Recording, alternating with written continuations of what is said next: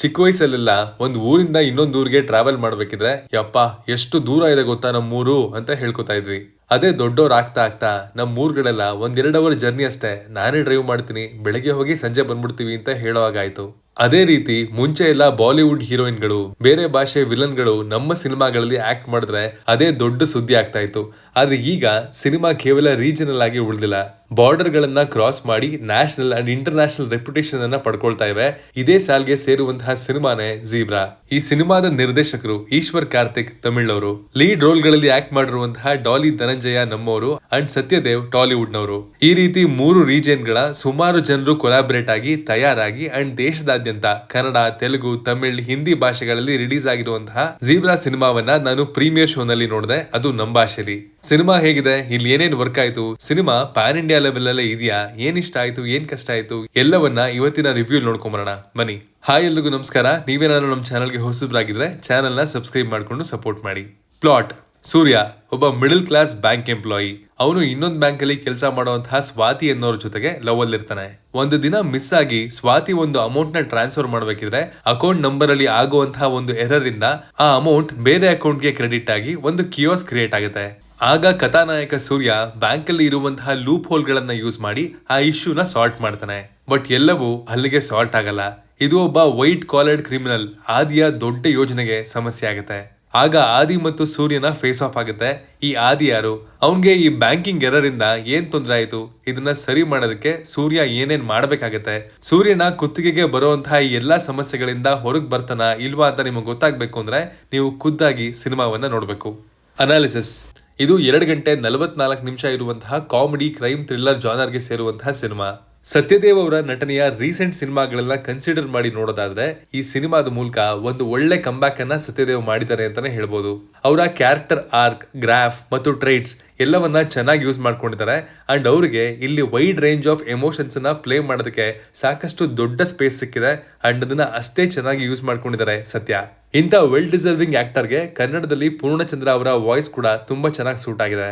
ಇನ್ನು ನಮ್ಮ ಡಾಲಿ ಧನಂಜಯ ಅವರಿಗೆ ಈ ಸಿನಿಮಾದಲ್ಲಿ ಒಳ್ಳೆ ಬಿಲ್ಡಪ್ ಇದೆ, ದೊಡ್ಡ ಮಾಸ್ ಎಲಿವೇಶನ್ಸ್ ಇದೆ ಅಂಡ್ ಆನ್ ಪೇಪರ್ ಅವರ ಕ್ಯಾರೆಕ್ಟರ್ ನ ಚೆನ್ನಾಗಿ ಬರ್ಕೊಂಡಿದ್ದಾರೆ. ಅವ್ರಿಗೊಂದು ಪರ್ಪಸ್ ಇದೆ, ಒಂದು ಬ್ಯಾಕ್ ಸ್ಟೋರಿ ಇದೆ ಅಂಡ್ ಆಸ್ ಯೂಶುವಲ್ ಡಾಲಿ ಅವರ ಅಭಿನಯ ನ್ಯಾಚುರಲ್ ಆಗಿ ಮೂಡ್ ಬಂದಿದೆ. ಕಾಮಿಡಿಯನ್ ಸತ್ಯ ಅಂಡ್ ಸುನೀಲ್ ಅವರ ಆಕ್ಟಿಂಗ್ ಅಂಡ್ ಕಾಮಿಡಿ ಸ್ಕಿಲ್ಸ್ ಸಿನಿಮಾದಲ್ಲಿ ಹೈಲೈಟ್ ಆಗುತ್ತೆ. ಒಳ್ಳೆ ಮಜಾ ಕೊಟ್ಟು ಸಿನಿಮಾವನ್ನ ಎಂಗೇಜ್ ಮಾಡಿದ್ದಾರೆ ಅಂತಾನೆ ಹೇಳ್ಬೋದು. ಇನ್ನುಳಿದಂತೆ ಪ್ರಿಯಾ ಭವಾನಿ ಶಂಕರ್, ಸತ್ಯರಾಜ್ ತಮ್ಮ ಪಾತ್ರವನ್ನ ಚೆನ್ನಾಗಿ ಪುಲ್ ಆಫ್ ಮಾಡಿದ್ದಾರೆ. ಬಟ್ ನನಗೆ ಅಮೃತ ಅಯ್ಯಂಗಾರ್ ಅವರ ಪಾತ್ರ ಸ್ವಲ್ಪ ಇಂಪ್ಯಾಕ್ಟ್ಲೆಸ್ ಆಗಿ ಉಳ್ಕೊಂಡ್ಬಿಡ್ತು ಬೇರೆ ಪಾತ್ರಗಳಿಗೆ ಕಂಪೇರ್ ಮಾಡಿದ್ರೆ ಅಂತ ಅನಿಸ್ತು. ಬಟ್ ಸ್ಟಿಲ್ ಅವ್ರ ಕೆಲಸವನ್ನ ಅವ್ರು ಅಚ್ಚುಕಟ್ಟಾಗಿ ಮಾಡಿದ್ದಾರೆ. ಇನ್ನು ಕತೆ ರಚಿಸಿ ನಿರ್ದೇಶನ ಮಾಡಿರುವಂತಹ ಈಶ್ವರ್ ಕಾರ್ತಿಕ್ ಅವರ ಐಡಿಯಾ ಚೆನ್ನಾಗಿದೆ. ಒಂದು ಒಳ್ಳೆ ಬ್ಯಾಕ್ ಡ್ರಾಪ್ ಅಲ್ಲಿ ಬ್ಯಾಂಕ್ ಅಲ್ಲಿ ನಡೆಯುವಂತಹ ಫ್ರಾಡ್ ಗಳನ್ನ ವಿತ್ ನ್ಯೂ ಏಜ್ ಟೆಕ್ನಾಲಜಿ ತೋರಿಸುವಂತಹ ಸಿನಿಮಾಗಳು ಬಂದಿರದೆ ತುಂಬಾ ವಿರಳ. ಹಾಗಾಗಿ ಒನ್ ಆಫ್ ಇಟ್ಸ್ ಕೈಂಡ್ ಅನ್ನುವಂತಹ ಕಥಾವಸ್ತುವನ್ನ ಆಯ್ಕೆ ಮಾಡ್ಕೊಂಡಿರೋದು ಇಂಟ್ರೆಸ್ಟಿಂಗ್ ಅಂತ ಅನಿಸ್ತು.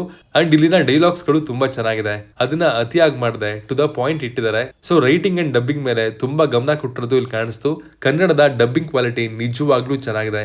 ಒಂದು ಕನ್ನಡ ಸಿನಿಮಾನೇ ನೋಡ್ತಿದ್ದೀನೇನೋ ಅನ್ನೋಂತಹ ಫೀಲ್ ಅಂತೂ ಖಂಡಿತ ಸಿನಿಮಾ ಕೊಡುತ್ತೆ.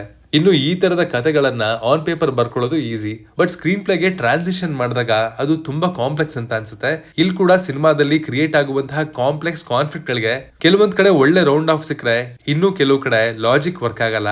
ಅಂಡ್ ಈ ಸಿನಿಮಾದ ಮೇನ್ ಪ್ಲಾಟ್ ಪಾಯಿಂಟ್ ಒಂದಾದ್ರೆ ಇದರಲ್ಲಿ ಸಾಕಷ್ಟು ಸಬ್ ಪ್ಲಾಟ್ ಗಳಿದೆ ಅಂಡ್ ಅದನ್ನ ರಿಸಾಲ್ವ್ ಮಾಡೋದಕ್ಕೆ ಟೈಮ್ ತುಂಬಾ ತಗೊಂಡಿದ್ದಾರೆ. ಅಂಡ್ ಅದು ಸಿನಿಮಾದ ರನ್ ಟೈಮ್ ಅನ್ನ 2 ಗಂಟೆ 44 ನಿಮಿಷಕ್ಕೆ ಅಫ್ಕೋರ್ಸ್ ಸ್ಟ್ರೆಚ್ ಮಾಡುತ್ತೆ. ಫಸ್ಟ್ ಹಾಫ್ ಎಂಗೇಜಿಂಗ್ ಆಗಿ ಒಳ್ಳೆ ಕಾಮಿಡಿ ಅಂಡ್ ಕಾನ್ಫ್ಲಿಕ್ಟ್ ಗಳ ಜೊತೆಗೆ ಅಂಡ್ ಡೀಸೆಂಟ್ ಇಂಟರ್ವಲ್ ಬ್ಯಾಂಗ್ ಇಂದ ಒಂದು ಒಳ್ಳೆ ಕ್ಯೂರಿಯಾಸಿಟಿನ ಬಿಲ್ಡ್ ಮಾಡಿ ನಿಲ್ಲಿಸ್ತು. ಆದ್ರೆ ಸೆಕೆಂಡ್ ಹಾಫ್ ಅಲ್ಲಿ ನನಗೆ ಕೆಲವು ಕಡೆ ಸ್ವಲ್ಪ ತೊಂದರೆ ಕೊಟ್ಟಿದ್ದಂತೂ ನಿಜ. ಎಸ್ಪೆಷಲಿ ಸಿನಿಮಾ ಸ್ವಲ್ಪ ಟೆಕ್ನಿಕಲ್ ಆಗಿ ಹೋದಾಗ ಇನ್ ಟರ್ಮ್ಸ್ ಆಫ್ ಬ್ಯಾಂಕಿಂಗ್ ಮತ್ತು ಶೇರ್ ಮಾರ್ಕೆಟ್ ಅಲ್ಲಿ ಇದನ್ನ ರಿಸಾಲ್ವ್ ಮಾಡೋದಕ್ಕೆ ಲಾಜಿಕ್ಸ್ ಅನ್ನ ಸ್ವಲ್ಪ ಸೈಡ್ ಗಿಟ್ಟರಲ್ಲ ಅಂತ ಕೂಡ ಅನ್ಸುತ್ತೆ. ಡೈರೆಕ್ಟರ್ ಈಶ್ವರ್ ಅವರ ಸಿನಿಮಾ ಪ್ರೆಸೆಂಟೇಷನ್ ತುಂಬಾ ನೀಟ್ ಆಗಿದೆ. ಕ್ಯಾಸ್ಟಿಂಗ್ ಅಂಡ್ ಟೆಕ್ನಿಕಲ್ ಡಿಪಾರ್ಟ್ಮೆಂಟ್ಸ್ ನ ಚೆನ್ನಾಗಿ ಚೂಸ್ ಮಾಡಿ he has made A very good attempt. Production design ತುಂಬಾ ಚೆನ್ನಾಗಿದೆ. ಕತೆಗೆ ಬೇಕಿರುವಂತಹ ಖರ್ಚಿಗಿಂತ ಜಾಸ್ತಿನೇ ಖರ್ಚು ಮಾಡಿದ್ದಾರೆ ಪ್ರೊಡ್ಯೂಸರ್ಸ್ ಅಂತ ಖಂಡಿತ ಅನ್ಸುತ್ತೆ. ಬಿಕಾಸ್ ಸಿನಿಮಾ ಅಷ್ಟು ರಿಚ್ ಆಗಿ ಕಾಣುತ್ತೆ ವಿಜುವಲಿ. ಇನ್ನು ರವಿ ಬಸ್ರೂರ್ ಅವರ ಮ್ಯೂಸಿಕ್ ಈ ಸಿನಿಮಾಗಿದೆ. ಸಿನಿಮಾದ ಸಾಂಗ್ ಗಳು ಅಷ್ಟಾಗಿ ತಲೆಯಲ್ಲಿ ಉಳಿಯಲ್ಲ and background score decent ಆಗಿದೆ. ಕೆಲವು ಕೀ ಪಾಯಿಂಟ್ಸ್ ಅಲ್ಲಿ ಸಿನಿಮಾದ ಬ್ಯಾಕ್ ಗ್ರೌಂಡ್ ಸ್ಕೋರ್ ಚೆನ್ನಾಗಿ ವರ್ಕ್ ಕೂಡ ಆಗಿದೆ. ಸತ್ಯ ಪೋನ್ಮರ್ ಅವರ ಸಿನಿಮಾಟೋಗ್ರಫಿ ಬ್ರಿಲಿಯಂಟ್ ಆಗಿದೆ. ವಿಜುವಲಿ ಸಿನಿಮಾ ತುಂಬಾ ರಿಚ್ ಆಗಿ ಕಾಣುತ್ತೆ. ವಿಜುವಲಿ ಸಿನಿಮಾ ಕನ್ವಿನ್ಸಿಂಗ್ ಆಗಿದೆ in terms of shot selection, colour palettes and composition ಎಲ್ಲದರಲ್ಲೂ. ಅನಿಲ್ ಕ್ರಿಶ್ ಅವರ ಎಡಿಟಿಂಗ್ ಡೀಸೆಂಟ್ ಆಗಿದೆ. ಇನ್ನೂ ಶಾರ್ಪ್ ಆಗಿ ಸಿನಿಮಾವನ್ನ ಇಡಬಹುದಿತ್ತು. ಓವರ್ ಆಲ್ ಆಗಿ ಹೇಳೋದಾದ್ರೆ ಝೀಬ್ರಾ ಒಂದು ದೊಡ್ಡ ಕ್ಯಾನ್ವಾಸ್ ಅಲ್ಲಿ ರೆಡಿಯಾಗಿ ತೆರೆಗೆ ಬಂದಿರುವಂತಹ ಒಂದು ಡೀಸೆಂಟ್ ಸಿನಿಮಾ. ಇದು ಬ್ಯಾಂಕ್ ಫ್ರಾಡ್ಸ್ ಮೇಲೆ ಕಟ್ಟಿರುವಂತಹ ಕಾಮಿಡಿ ಥ್ರಿಲ್ಲರ್. ಒಳ್ಳೆ ಪರ್ಫಾರ್ಮೆನ್ಸ್ ಗಳಿದೆ, ಅಲ್ಲಲ್ಲಿ ನಗ್ಸುತ್ತೆ, ಮಜಾ ಕೊಡುತ್ತೆ, ಕನ್ಫ್ಯೂಸಿಂಗ್ ಸ್ಕ್ರೀನ್ ಪ್ಲೇ ಇದೆ ವಿತ್ ಸಮ್ ಡ್ರಾಬ್ಯಾಕ್ಸ್. ನೀವೇನಾದ್ರೂ ಸಿನಿಮಾ ನೋಡಿದ್ರೆ ನಿಮ್ಗೆ ಏನ್ ಅನ್ನಿಸ್ತು ಅನ್ನೋದನ್ನ ಕಮೆಂಟ್ ಮಾಡಿ ತಿಳಿಸಿ. ಮತ್ತೆ ಸಿಗೋಣ. Signing off Manu.